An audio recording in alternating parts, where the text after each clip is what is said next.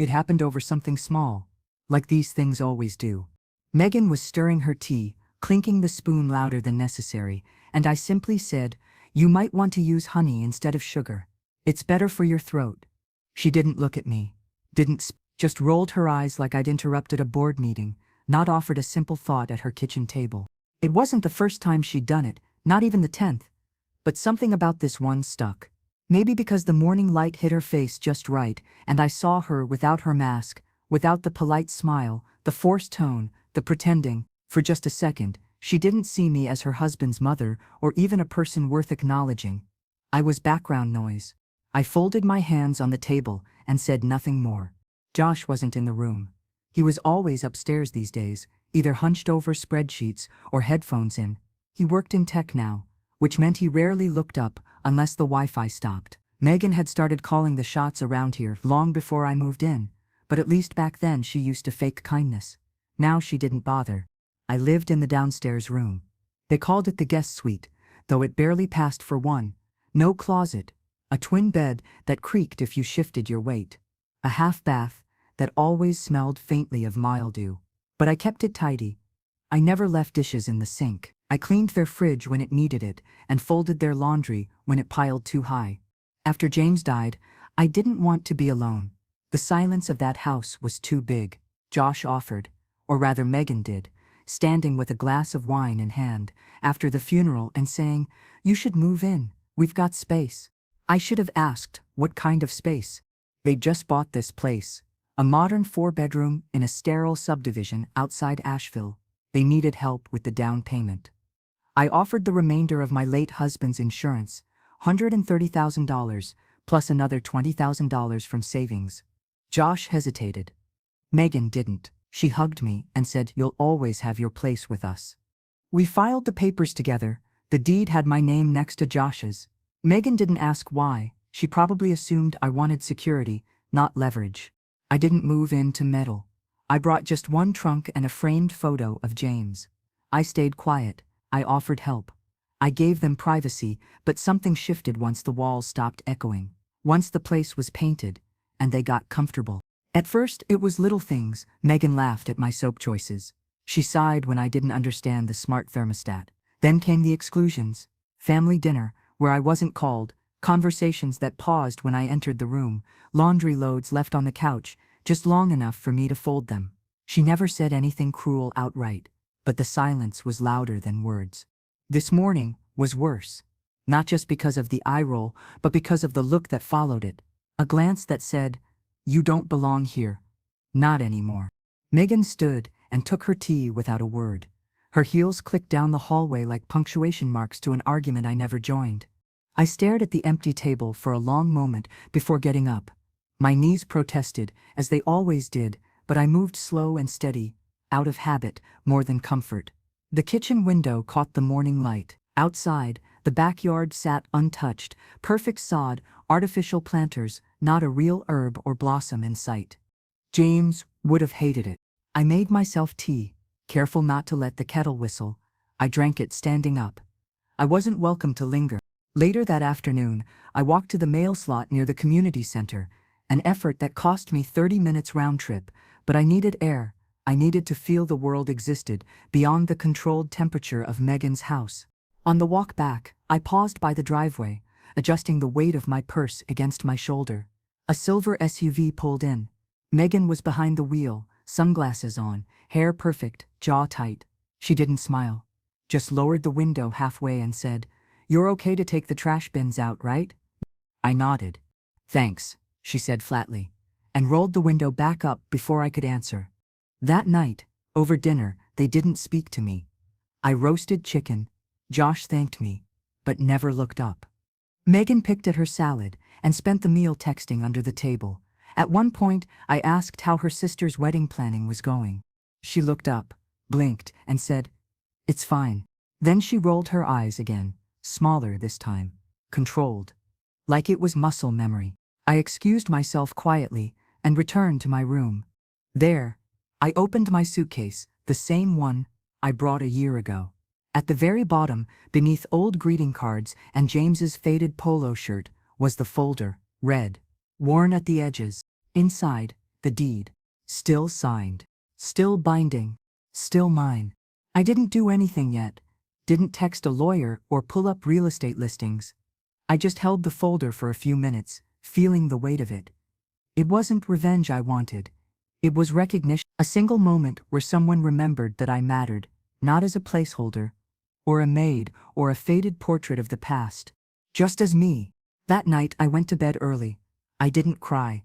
I didn't plan. I only lay there, staring at the ceiling, listening to the faint sound of Megan's heels tapping down the hallway above. Tick, tick, tick. The sound of someone moving confidently through a house she didn't fully own. But I did. The morning began with silence. Not the peaceful kind that settles over a home and rest, but the strained quiet of a house where people speak only when necessary. I moved slowly through the kitchen, careful not to clatter the kettle or rattle the drawer handles. Josh was already gone, his briefcase missing from the foyer, and Megan's car still sat in the driveway, gleaming like a trophy no one had earned. I placed 2 slices of bread into the toaster and stood still, watching them darken. Megan appeared in the doorway just as the toast popped up. She didn't say good morning. She never did anymore. She reached past me for the almond butter, brushing my shoulder without acknowledgement. I bought more oat milk, I said gently, motioning toward the fridge. That's fine, she said, her voice flat. I poured myself tea and stepped aside. She spread the almond butter in silence, then checked her phone. The moment felt suspended, like 2 actors frozen between lines in a play. Neither wanted to finish. I started to ask how her sister was doing, then stopped myself. What answer would she give me that wouldn't be dipped in disinterest? Instead, I sat with my tea at the far end of the table, watching her out of the corner of my eye. She ate standing up, as if sharing the table with me for even 10 minutes was too intimate. A few minutes later, her phone rang. She answered quickly and walked into the next room, but the door remained slightly ajar. I shouldn't have listened, but I didn't move. No, she's still here, Megan said. Her tone was hushed but unmistakably annoyed. I don't know what Josh's plan is. I told him she needs to start thinking about assisted living. There was a pause. I could hear her sip something. She's just always around, watching, hovering. It's like living with a librarian ghost. I tightened my grip on the mug. Another pause. No, she won't bring it up. She never does. She just looks disappointed all the time. I'm over it. I want my house back. There was a muffled laugh from the other end of the line. Megan continued. She doesn't even pay rent, but somehow she thinks she gets to comment on how I decorate, or raise my voice, or exist. I swear, one more unsolicited opinion and I'll scream. I didn't hear the rest. I stood, quietly, and walked back to my room, my footsteps muffled by the hall carpet. Once inside, I sat down on the bed and folded my hands together in my lap. It wasn't the words that hurt. Not really. I'd lived long enough to know people say cruel things when they think they're safe. What hurt was the ease of it. The comfort she felt speaking about me like I was a problem to be solved. Like I wasn't the woman who once drove 4 hours to babysit her niece when she had the flu, who made soup from scratch when she broke her foot, who kept the house spotless during her pregnancy so she could rest. What Megan didn't understand, what none of them seemed to understand, was that I had been watching too. Quiet wasn't the same as passive, and the version of me they built in their minds, docile, background, easily dismissed, wasn't the whole truth. That afternoon, I made myself useful. I dusted the windowsills, watered the plants, wiped the smudges off the fridge, not because I needed their approval, but because I needed to remember I was still capable of order, of care. Even if no one thanked me. While organizing the mail, on the kitchen counter, I found a letter tucked halfway behind a utility bill, an envelope from a local daycare. It was addressed to both Megan and Josh. Curious, I set it aside. That evening, when Josh finally returned home, I asked about it casually. His eyes darted to Megan, who just walked in with a glass of wine. We're just looking into options, Josh said. For what? I asked, knowing full well what he meant. Megan sipped her wine. We've been trying for a baby. I nodded slowly. Congratulations then. There was a pause. We'll need the space, she added, too pointedly. Josh flinched. I excused myself again, retreating to the quiet corner of my room. I sat on the edge of the bed, took out the red folder again, and laid it across my lap like a book I wasn't quite ready to read. I remembered signing it, sitting in the notary's office beside Josh. Megan had stayed in the car, scrolling her phone. I remember Josh thanking me, saying, "This means the world, Mom." At the time, I thought I was giving them a foundation. Now, I saw it for what it had become, a justification to erase me from the picture. That night, they didn't ask if I wanted dinner. I made myself a boiled egg and toast, and ate in silence. The house throbbed with muffled television, laughter, and footsteps that never came near my door. The next morning, I woke to Megan's voice again. Another phone call, this time in the hallway. "I think she knows. No, I haven't said anything direct. Josh doesn't want to hurt her feelings." Then a pause. "We'll wait until after the holidays. Or sooner, if she starts pushing back. We need that room." I lay in bed, eyes open, hands still. I didn't feel rage, just clarity. They weren't preparing to build a life with me in it. They were preparing to evict me from the one I helped them build. But they'd forgotten something important. They might have controlled the thermostat, the grocery list, the guest invites, but they didn't control the deed. I did. It started with the hallway light. For weeks it had flickered every so often. An old bulb, I assumed. I mentioned it to Josh once, and he nodded distractedly, saying he'd get to it. But he didn't. Then 3 days ago, the bulb went out completely. I didn't ask again. I began leaving my bedroom door cracked at night, so a sliver of kitchen light could make its way in. That single line of brightness, falling across the foot of my bed, was oddly comforting, like proof that someone else was still awake in the house, even if they weren't speaking to me. That evening, Megan was bustling around the kitchen with a tablet in one hand and her phone in the other. She was making a smoothie while reading Yelp reviews and checking something in her calendar. I stepped in to make tea, and for a moment we shared the room in a tense silence broken only by the whir of the blender. Then she sighed and said, "We need to talk soon about your long-term plans." I didn't look at her. I focused on the kettle. "Josh and I are trying to be proactive," she added, a forced sweetness in her voice. "We just think it might be time to start thinking about next steps. You know, something more suitable for your stage." I turned then, meeting her eyes. "My stage?" I repeated. She gave a short, awkward laugh. "I didn't mean it like that. Just a quieter place. Maybe near a park. Senior apartments have nice communities." "I'm not asking to leave," I said evenly. She blinked, as if I'd said something inappropriate. "It's not personal, Linda. It's just logistics. We're expanding our family." I nodded. "And you think the only space to grow is the one I'm in?" Megan hesitated, then shrugged, turning back to her tablet. "We'll talk more later." But there was nothing more to say. That night, I returned to my room and closed the door more firmly than usual. I stood in the center of the floor and looked around, not as a tenant, but as someone measuring what remained: the twin bed, the nightstand with the chipped corner, my sweater folded neatly on the back of the chair. I hadn't made this room my own. Not really. I'd kept it temporary, just like they'd wanted. But they'd forgotten that what's written in ink doesn't fade with silence. The next morning, while they were out, Josh at the office, Megan at some prenatal yoga class, I pulled down the file box I kept beneath the bed. Inside were old tax returns, warranty papers from James's car, a few letters we wrote to each other during his army years. I dug until I found what I was looking for: the copy of the deed.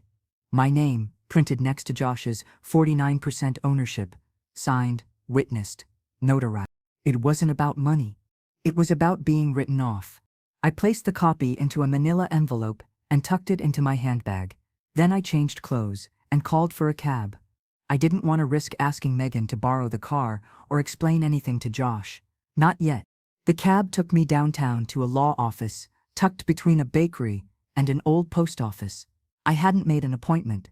I simply walked in, asked to speak with someone regarding co-ownership and residential rights, and was seated across from a young woman named Valerie within 15 minutes. She had short hair, round glasses, and a voice like smooth paper. I laid the deed on the table and explained my situation: how I'd funded their home, how I'd been living in it, how they were now planning to remove me, gently but with intent. Valerie listened, without interruption. When I finished, she tapped the corner of the deed with a pen and said, "You're not powerless here. Mrs. D'Arienzo. In fact, you're quite protected. I let out a breath I hadn't realized I was holding. She continued, if you wanted, you could force a sale, or demand rent, or issue a notice of claim. There are options. I don't want to ruin them, I said softly. I just don't want to be discarded. Valerie nodded slowly. Sometimes the most powerful thing you can do is remind people of your worth. Quietly, legally, without drama. She made copies of the deed, filed a protective notice for shared ownership, and gave me a folder with my rights outlined in plain language. I left the office, not angry, not triumphant, but steady. I stopped by a small cafe on the way home, ordered a coffee, and sat by the window. For the first time in weeks, I didn't feel like a ghost in my own life. When I returned home, Megan's shoes were by the door. The sound of her voice drifted from the living room, sharp and animated. And if we can get the guest room cleared by next month, we can start painting, she was saying. I didn't interrupt. I walked quietly to my room and closed the door behind me. Then I placed the legal folder in the drawer beside my bed and locked it. That night, during dinner, I asked Josh how work was. He blinked, surprised by the conversation. Busy, he said. We're pitching to a new client. Megan glanced up from her phone. We were just talking about house projects, thinking of doing something fun with the downstairs. I smiled gently. Funny, I've been thinking about the house too. She tilted her head. Yeah? I nodded. We should definitely talk. Soon. Josh looked between us, unsure. Megan smiled tightly, and I went back to my soup, letting them both sit in the silence I now owned. The next day, Megan left a folded brochure on the kitchen counter. I didn't see her place it there, but it was the only thing not mine among the coffee grounds and folded napkins. Willow Pines, Independent Living, where retirement meets comfort. Read the front, decorated with images of happy seniors playing bridge and sipping tea in sunlit common rooms. I didn't touch it. I left it sitting exactly where she had left it, between the fruit bowl and the coupon flyer, as if untouched paper could speak louder than confrontation. By mid-morning, I heard her upstairs on the phone. Her voice carried in that way. Voices do when the speaker doesn't care who's listening anymore. She won't say it, Megan was saying, but I think she knows. I mean, I didn't leave that brochure there by accident. Josh says we need to be patient, but I'm not spending another pregnancy feeling like I'm hosting a museum exhibit downstairs. There was a long pause. No, she's not mean, she's just always there. I moved into the dining room and began dusting the cabinet, letting each word settle like a layer I couldn't sweep away. Later that afternoon, I pulled out my recipe notebook, tattered and yellowed, edges curled like dry petals. I found the page with James's favorite biscotti, the one with orange zest and crushed pistachios, and set to work. The kitchen was quiet, for once. Josh had taken a rare half-day and gone out for a walk, and Megan was in her car, on speakerphone, closing some vendor deal. The scent of citrus and almonds filled the kitchen. I didn't bake them to impress. I did it because it steadied my hand. By the time the biscotti cooled, Megan was back. I left the tin open on the counter, a clean napkin folded beside it. She came in moments later, scrolling her phone. These are yours? She asked, surprised. I nodded. James used to like them with his afternoon coffee. She picked one up and bit into it. They're good, she admitted, though her voice carried no warmth. Maybe you could write the recipe down. Josh might want it for Christmas. I looked at her for a moment. If I go, Megan, will you tell the baby about me? She blinked, caught off guard. I continued, will I be someone they remember? Or just the woman who once used their nursery? Her expression faltered. You're being dramatic. I shook my head, not in protest, but in quiet resignation. No, I'm being direct, something you've always preferred. She didn't answer. She finished the biscotti and left the napkin on the counter, folded like it hadn't been used at all. That night, I lay in bed, listening to the way the house spoke when it thought no one was awake. The heater's soft exhale, the fridge humming through the drywall, the faint clack of Megan's laptop keys upstairs. My room felt smaller now, like the walls were gently leaning in, but I didn't move. The next morning, Megan approached me, just as I finished watering the planter box out back. The rosemary was still holding on. James always said it grew best in dry conditions, like people who knew how to survive on little and still taste like something real. We want to have a meeting tonight, Megan said, stepping onto the patio. Just the three of us. Around 7. You don't have to cook. I nodded. All right. She didn't linger, just turned and went back inside, her sandals slapping softly against the wood planks. I spent the rest of the day pacing mentally more than physically. I folded laundry I'd already folded. I rearranged my drawer and packed 2 blouses into a bag before unpacking them again. I wasn't scared. I wasn't even angry, but the uncertainty of what they thought they had the right to say weighed more than I expected. At 7 sharp, I entered the dining room. Megan had cleared the table and lit a candle in the middle, as if ambiance would soften the agenda. Josh was seated, his hands loosely clasped, face unreadable. Thanks for coming, Megan began, like she was opening a team meeting. We've been thinking a lot about the future. I sat down, folding my hands on my lap. Josh cleared his throat. Mom, we love you. You know that. Megan jumped in. But we're trying to grow, physically, emotionally. And that includes the house. We were thinking, maybe it's time we find a better fit for you. I said nothing. Josh continued, awkward now. Just somewhere with community, activities, places, with more support in case I become too much trouble, I asked gently. No, Megan said quickly. It's just about quality of life. For whom? I asked again. Neither answered. I leaned forward slightly. Do you think this was easy for me? Living in your home? Being the quiet breath between your sentences? I didn't come here because I wanted to feel invisible. We're not saying that, Josh said, though his voice lacked conviction. I know, I said. You're saying it with brochures, with locked glances, with your silence at dinner. Megan shifted in her chair. We just need the room. I nodded. I understand. They both seemed surprised. Perhaps they expected a protest. Or tears. But understand me, too, I said calmly. I own part of this house, legally, signed and filed. And while I may not want to stay where I'm not welcome, I won't be ushered out like a guest whose time ran out. Josh looked up. Mom, I've already seen a lawyer, I continued. I know my rights, and I won't be bullied out of them. The room fell still. The candle flickered. I don't want to fight, I added, standing. But I won't be forgotten. Not after everything. Then I walked back to my room, the same room they'd already begun planning to erase. And for the first time, I shut the door with purpose. They didn't speak to me for 2 days. Josh left earlier than usual, both mornings, keys jangling louder than necessary, as if trying to fill a silence he couldn't bear. Megan moved through the house like steam, quiet, hot, impossible to grasp. She closed cabinets a little too hard, sighed, when she passed me in the hallway. I didn't mind. Cold shoulders were easier than false warmth. I returned to my rhythm. Tea in the morning. A short walk to the mailbox around noon. Quiet afternoons in my room, where the deed now lay locked in the drawer beneath my folded nightgown. The folder no longer felt like a weapon. It was protection, a name carved into the structure they built with my money and now hoped to bury me beneath.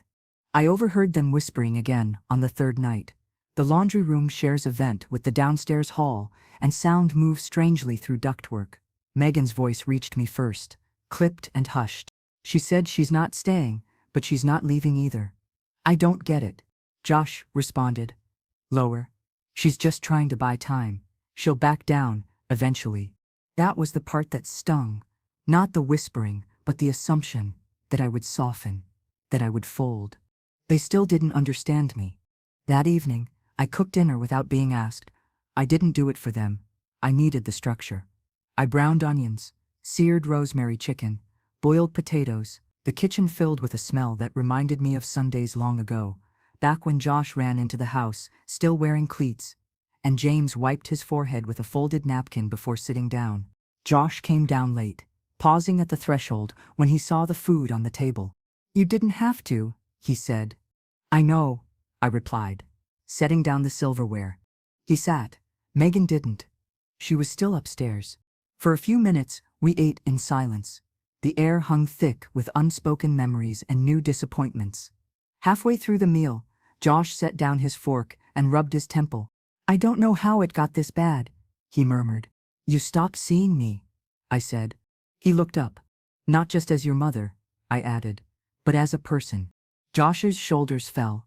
Megan's just stressed. The baby, her job. I didn't mean. I cut him off gently. You don't have to explain her, but you do have to own your part. He nodded, slowly. His eyes flicked toward the kitchen, where Megan's blender sat idle.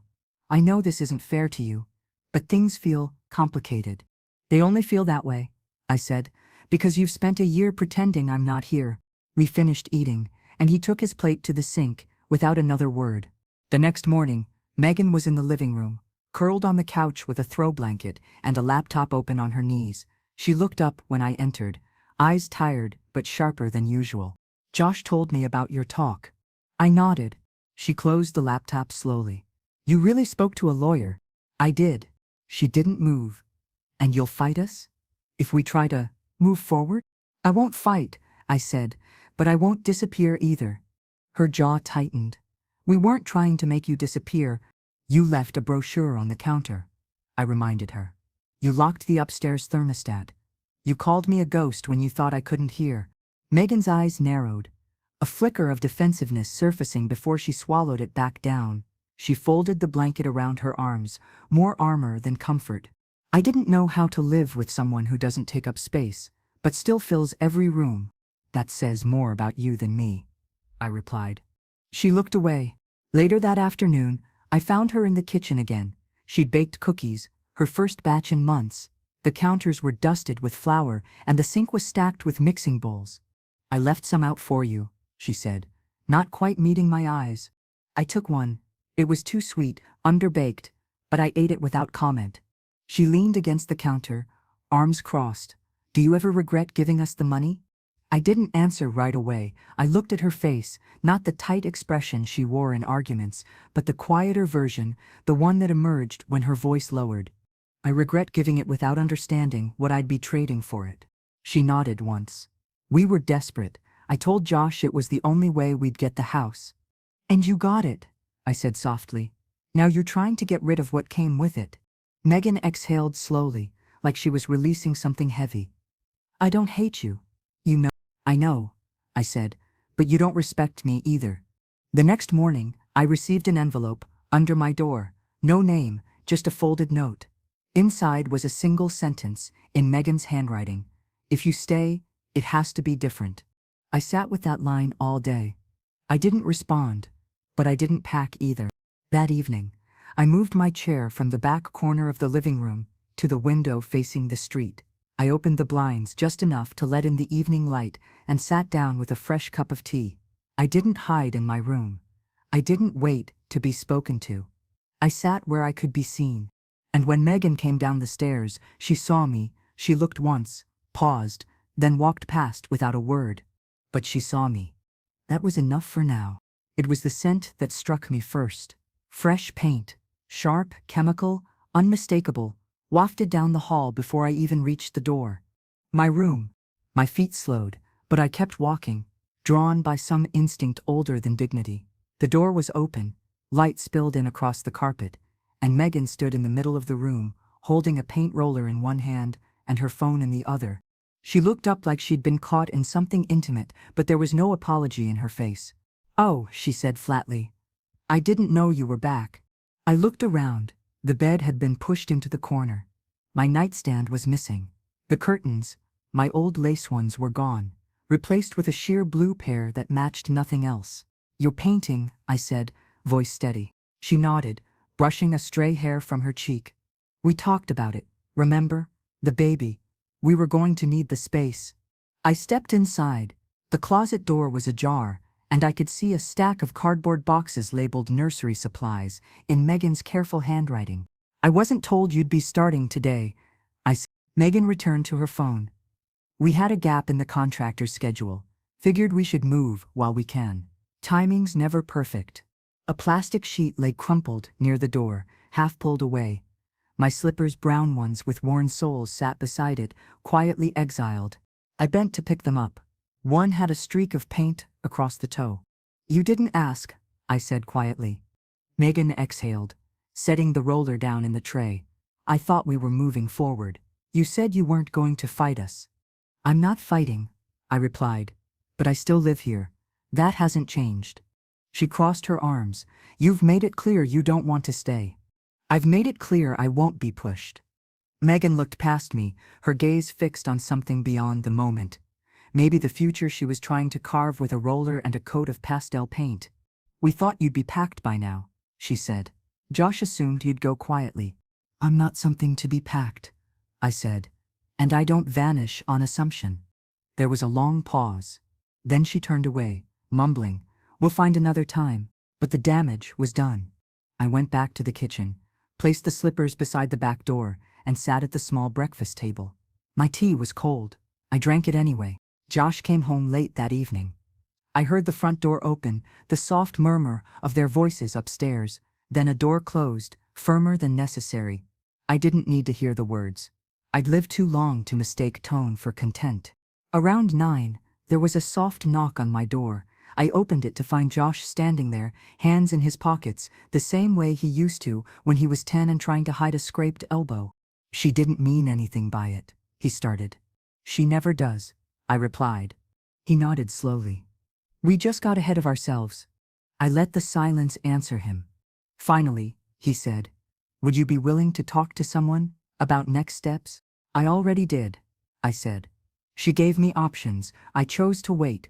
To wait for what? For someone to treat me like I mattered. He looked down. We're trying, Mom. No, I said gently. You're managing. There's a difference. He left after that. Said he needed to figure some things out. I didn't stop him. I returned to the window, the one that faced the quiet street, and watched the streetlights flicker on. The next morning, I packed. Not everything, just enough. 2 suitcases. One with clothes, the other with documents, photos, a jewelry box James gave me on our 30th anniversary. I stacked them near the door and sat in the living room, waiting. Josh came down first. He looked at the bags, then at me. You're really going? For a while. He didn't ask where. Megan didn't come down at all. Not until the sound of the cab tires crushed the gravel in the driveway. She stood at the top of the stairs, hand on the railing. She didn't speak. I didn't wave. I slid into the back seat, gave the driver an address 1 town over, and didn't look back. The ride was short, just 22 minutes. But in that time, I let go of more than they would ever understand. The address belonged to a furnished rental owned by the daughter of a woman from my church. Quiet place, no lease, pay in cash, and keep to yourself, that's all they asked. The key was waiting in a lockbox. The walls were bare, the sofa stiff, but it was mine.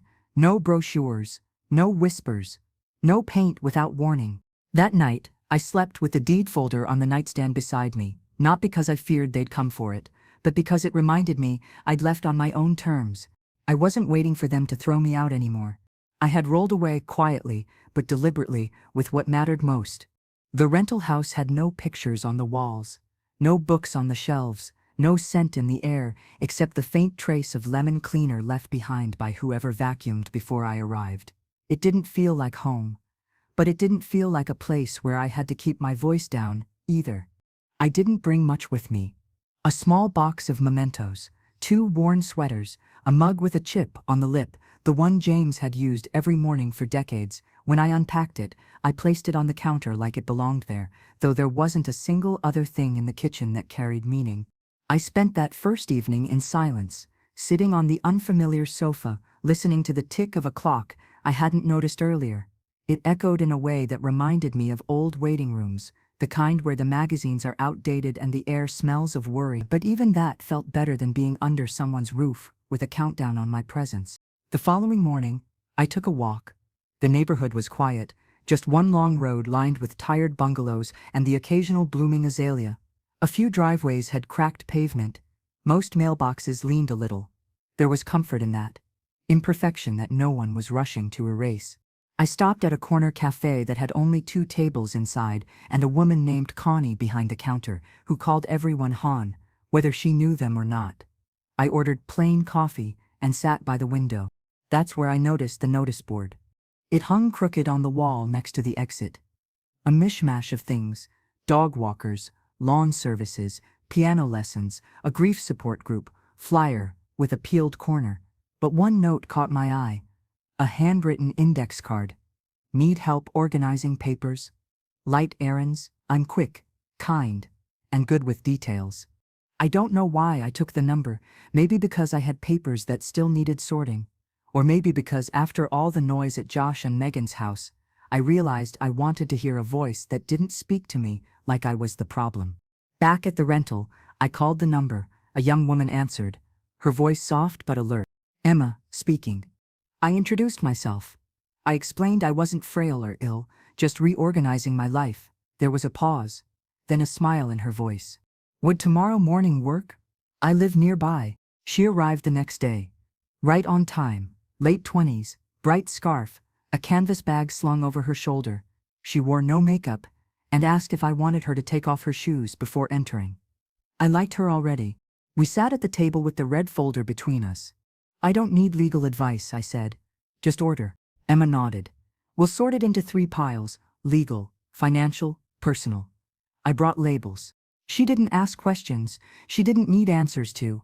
She didn't comment on the lack of photos in the house or why someone my age was living in a rental alone. She just helped. While we worked, I learned that she used to work in records management at a hospital, but now freelanced, partly by choice, partly by circumstance. I needed a break from fluorescent lights and bureaucracy, she said with a shrug. I smiled. You sound like someone who survived something. She looked at me then, directly. A few things. I didn't ask more. She didn't offer more. There was mutual respect in the silence.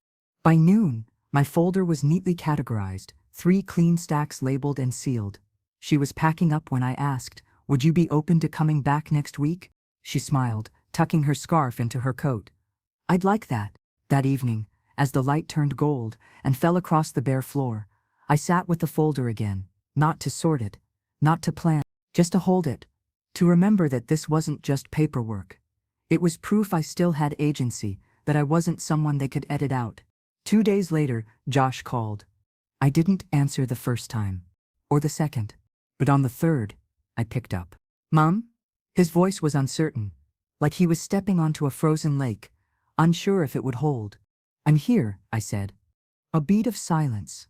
I didn't know you'd left. Megan told me after. I waited.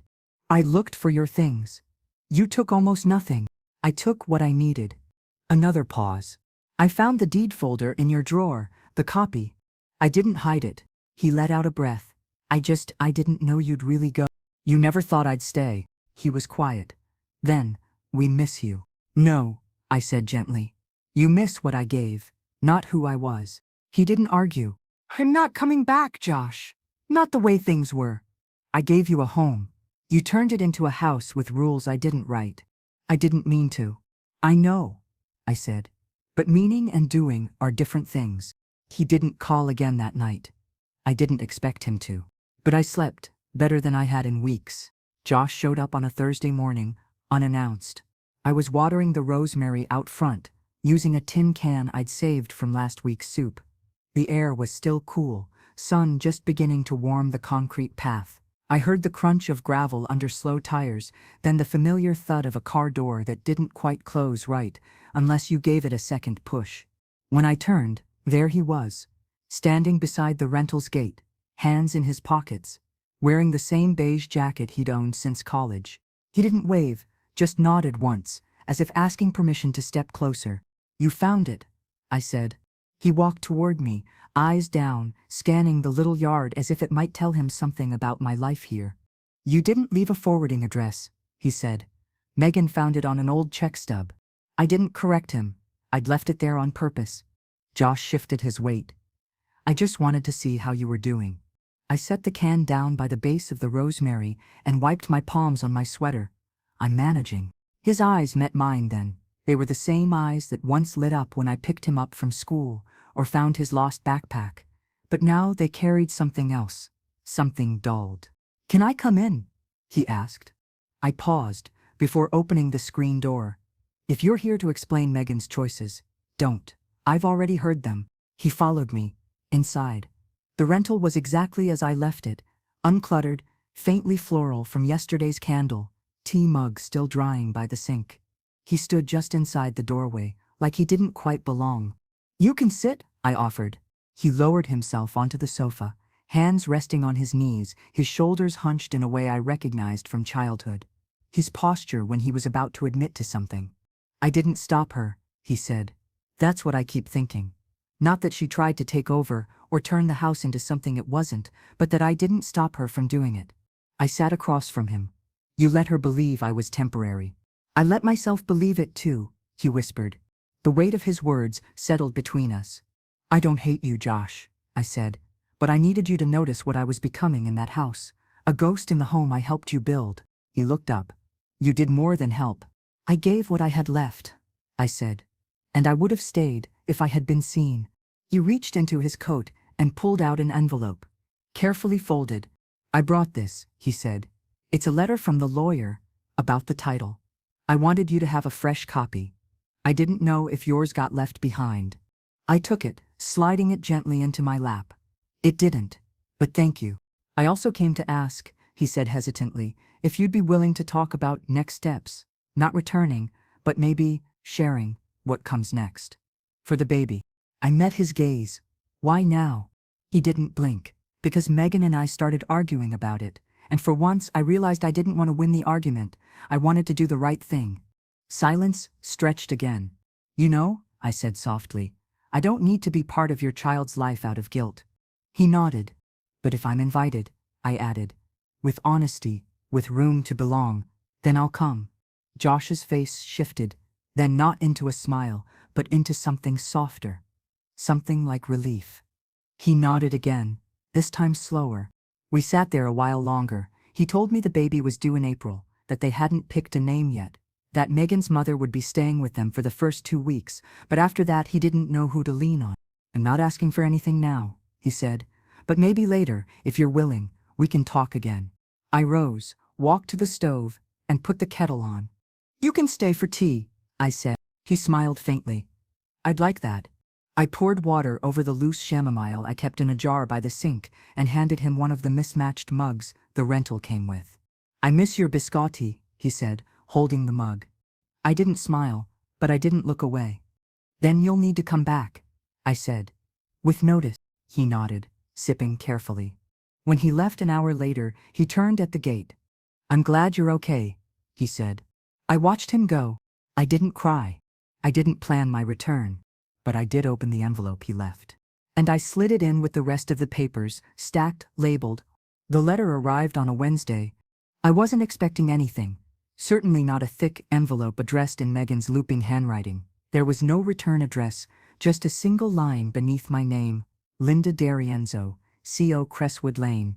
That was enough to find me. Though I never told them where to send anything. I held it for a long while before opening it, like it might vanish if I waited.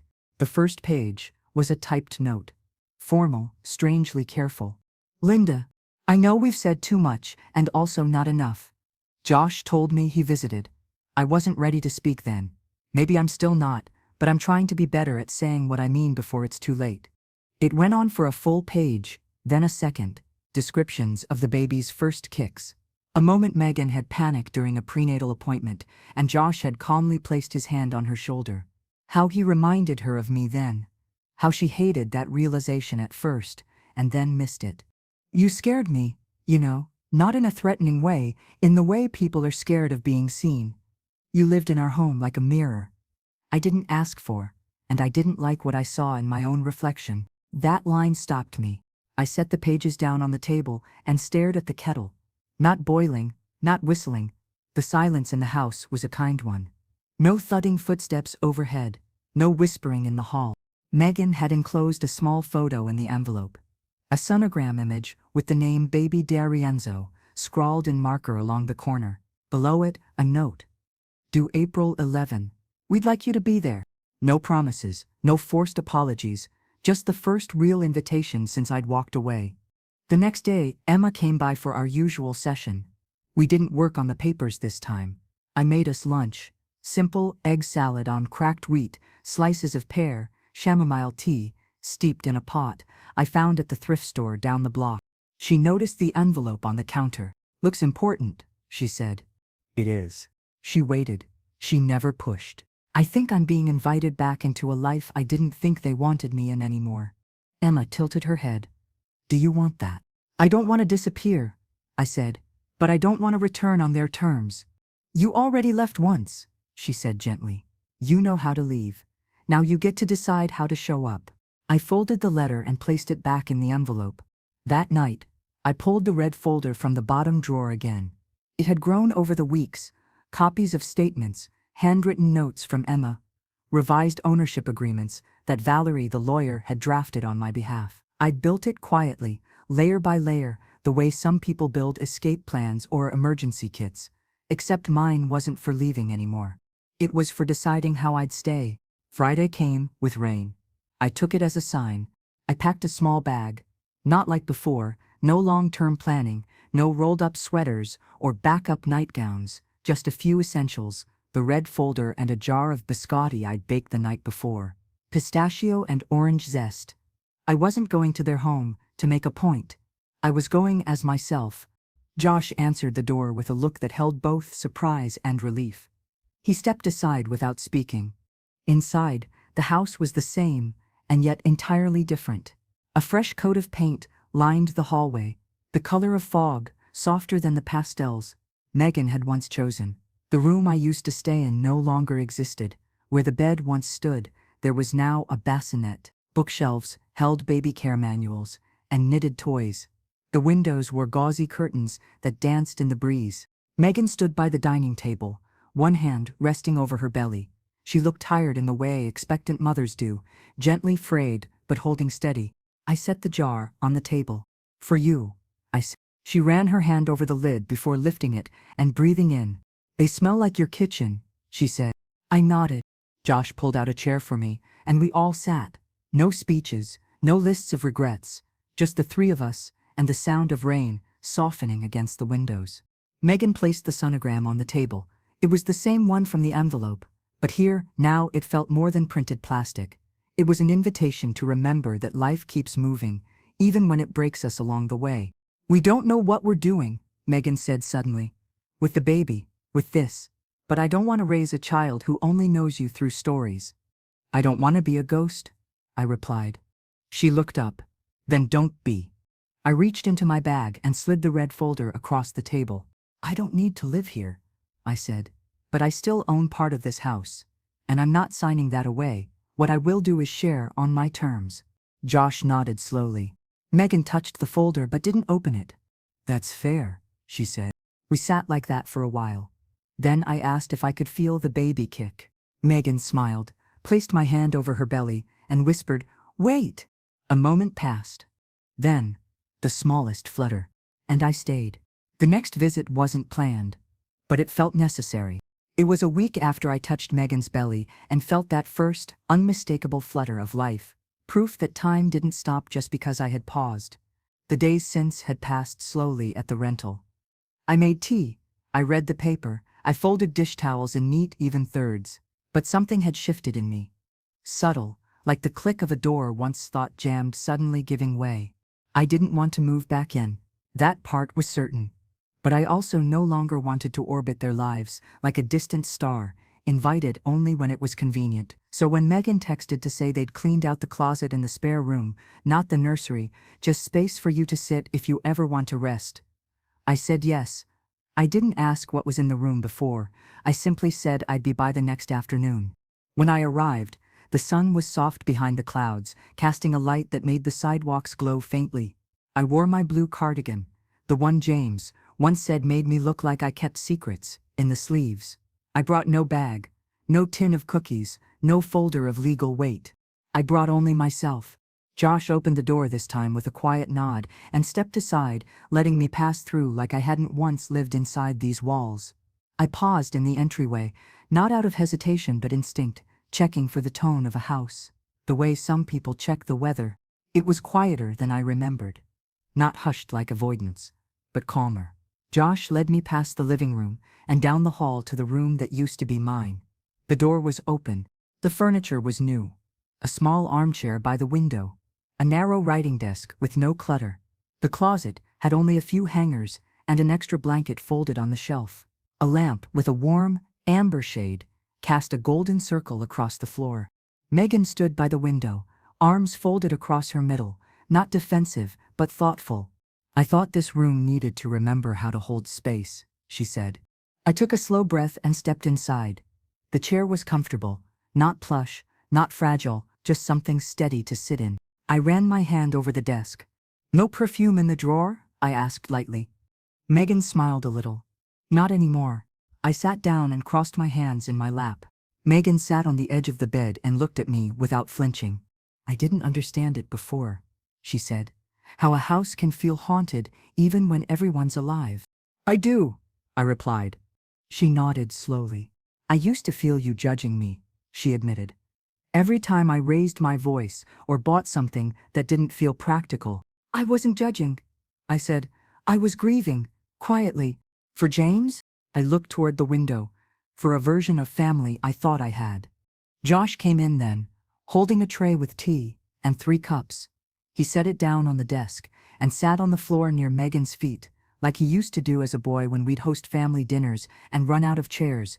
I want our child to know you, he said, but not in pieces, not as someone we remember to invite. I don't need to live here, I said, echoing what I had told them before. But I need to be seen. Josh nodded. We see you now. I looked down at the teacup he'd set before me. It was my old one, the one Megan had once said was too chipped for guests. It had been scrubbed clean, the crack still visible, but harmless. That night, I stayed longer than I'd planned. I watched them prepare dinner.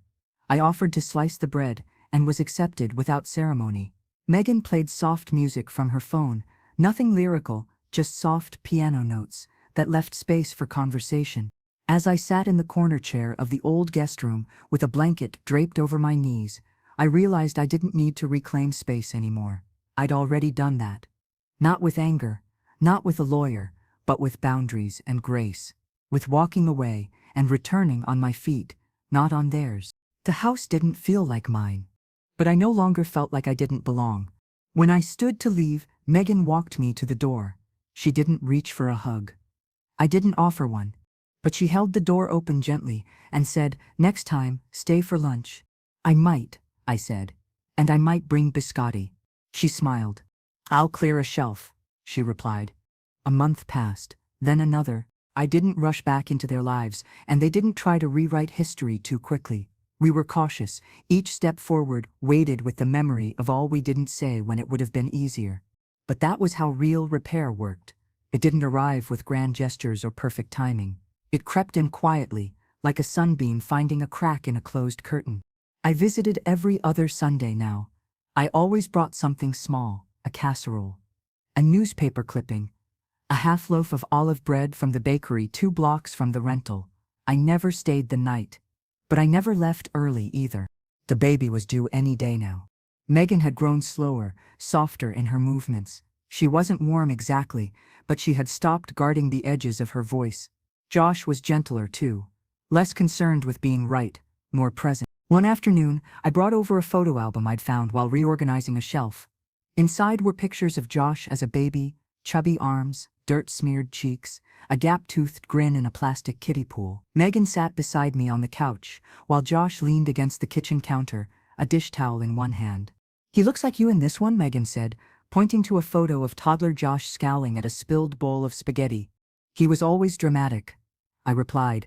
She laughed, the sound small, but real. Later, after she went to lie down, Josh walked me out to the car.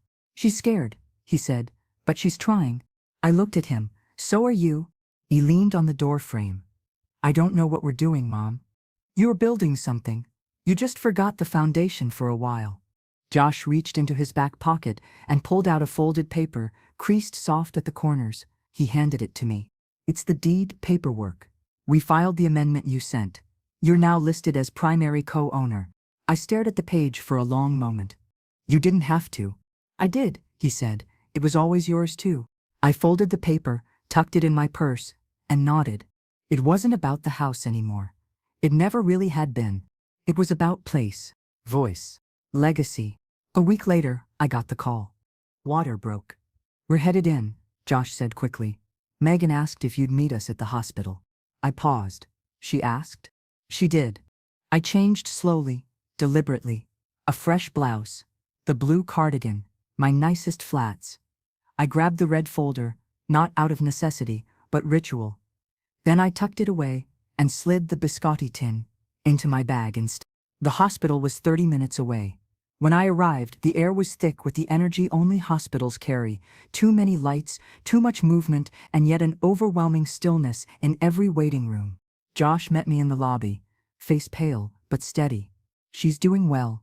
They've started monitoring, but it's early. He led me to the maternity wing, where Megan's room faced a small garden courtyard. She was sitting up in bed, hair pulled back, face bare, no makeup, no armor. "You came," she said. "You asked," I replied. The nurse came in then, smiling, checking her vitals. "I'll wait outside," I said. "No," Megan said quietly. "Stay." So I sat in the chair by the window, watching the early spring wind move through the bushes. Megan's contractions began slowly. Josh held her hand through each one. I stayed in the background, offering water, a damp cloth, silence. Hours passed. Then more. Evening fell. At some point, Megan turned to me. "Did you go through this alone?" I nodded. James was in the waiting room. Back then, that's where they kept fathers. She closed her eyes, breathing through the next wave of pain. "Were you scared?" "Terrified," I said. "But never sorry." Megan squeezed Josh's hand. "I don't want to mess this up." "You won't," I told her, "because you know what that feels like." At dawn, the baby arrived, pink and squirming, and louder than anything I'd heard in years. Josh cut the cord. Megan cried. I sat in the corner, hands folded, eyes wide. They didn't ask me to leave. The nurse cleaned and swaddled him. Then Josh walked over and placed him, his son, into my arms. He was warm. He smelled of milk and new beginnings. "I don't know what to say," Josh whispered. "You don't have to," I said, rocking gently. The baby blinked up at me, unfocused, but alive. He would never know about the eye rolls, the silence, the closed doors and sharp corners. He would only know the woman who rocked him first with steady hands. After the baby came, everything slowed. The days no longer rushed toward a deadline. No whispered arguments, no hurried exits from the room. When I walked in, the house quieted in a new way. Less tension, more fatigue. The kind of exhaustion that comes not from conflict, but from sleepless nights and the fragile constant rhythm of caring for something helpless. They named him Luca, not after anyone, not pulled from old family roots, just a name they both liked.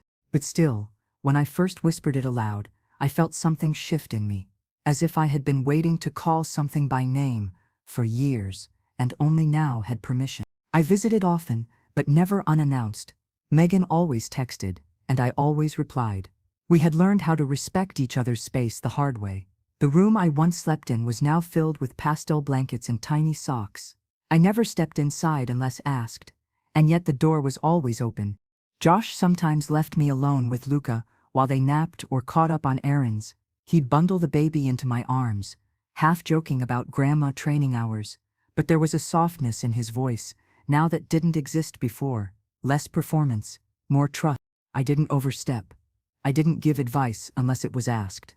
But every now and then, Megan would come sit across from me, eyes heavy with tiredness, and ask a question in a voice just above a whisper.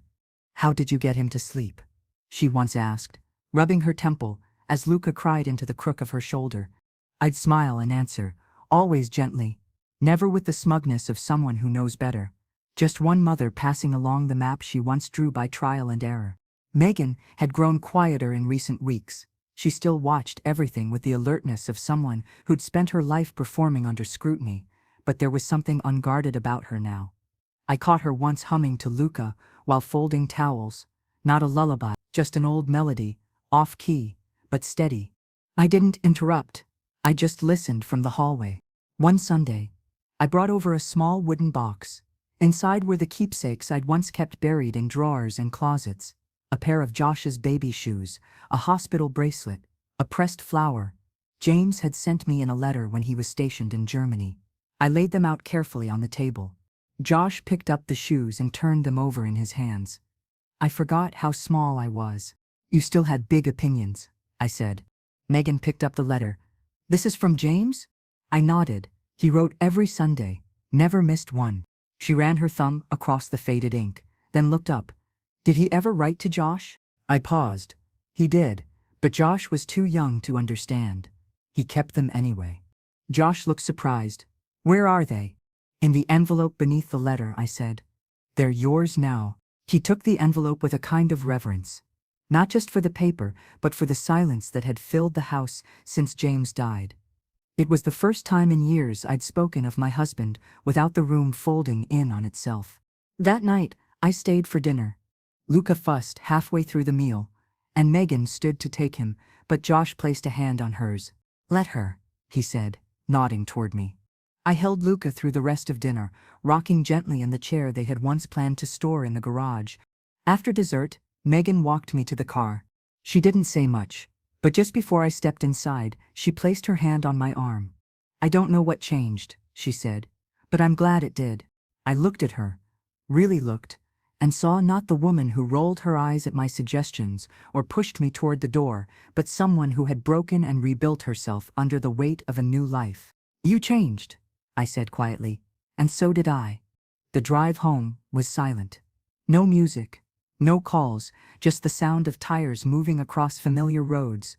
When I stepped inside the rental house, I noticed the stillness immediately. The quiet had once felt like absence. Now it felt like completion. I was no longer hiding here. I was choosing it for now. I sat by the window, tea in hand, watching the breeze shake the branches of the tree outside. The light was golden. That end-of-day softness that makes even the most ordinary houses glow. Luca wouldn't remember the sharp words, the slammed doors, the moments of unspoken hurt. He would only know the version of me I chose to be once I reclaimed myself. That had to be enough. The invitation came on a Tuesday. Plain envelope, no return address. Inside was a card, white, textured, with gold lettering embossed in quiet elegance. Luca D'Arienzo, welcome to the world. Please join us for his blessing and naming ceremony. Below, in Megan's unmistakable handwriting, was a note. We hope you'll speak at the gathering. Say something about where we come from, and maybe what Luca should know as he grows. I stared at those words for a long time. Where we come from. Not you.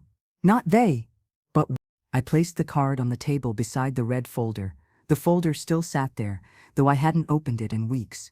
Not because I forgot about it, but because I no longer needed to look inside to remember who I was. The ceremony would be held in the same backyard where I had once sat alone while Megan prepared for her baby shower, barely acknowledging me. This time, they were making room. I arrived early, not out of habit, but intention. I wanted to see the space before it filled with people and conversations and music. Josh was stringing soft white lights across the fence. Megan stood beneath a pergola, adjusting a linen tablecloth. Neither looked surprised when I walked in. You're early, Megan said, smiling. I hoped you would be. Josh helped me up the back steps, where a chair had already been placed at the end of a row, under the large oak tree. A cushion sat on the seat. Blue. Megan nodded toward it. We figured you'd want to sit in the front. I smoothed my hands over my cardigan. Only if you're sure. We are, she said. Your family, not furniture. The ceremony was simple. A few close friends.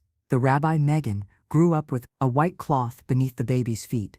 Warm spring air, lifting the scent of rosemary and citrus from the garden beds. Luca was passed gently from arm to arm until Josh carried him toward me and asked, will you say something? I hadn't written anything down. I didn't need to. I stood slowly and took Luca in my arms.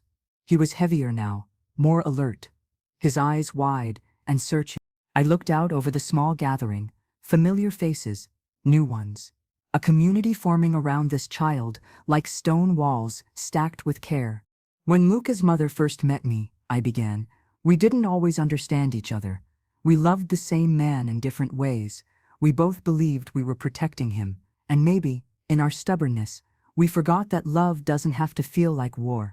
The garden was still. Even the breeze seemed to pause. I want Luca to know that history matters, I said. But it doesn't have to trap us.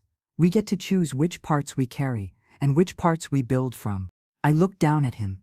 May you grow with roots deep enough to hold you, and wings strong enough to move you forward. May you learn that making space for others doesn't mean losing your own. There were no claps, only silence, and then breath. like everyone needed a moment before returning to the present. Later, after the last guest had gone and the tables had been cleared, Megan found me standing beside the old rosemary bush near the kitchen door. "You were right," she said, "about how we treated you, about how quiet things can still hurt." I didn't respond immediately. I reached down and plucked a sprig from the bush, rolling it gently between my fingers. "Regret isn't the same as repair," I said. "But you've started. That matters." She nodded, eyes soft. "We don't want you to go back to the rental. Josh and I talked about it. We want you here, not as a guest, not as a ghost, but as yourself." I looked toward the house, once a battleground, now something more porous, still flawed, still learning. "I'll think about it," I said. "Fair," she replied. As I left, the porch light flicked on behind me.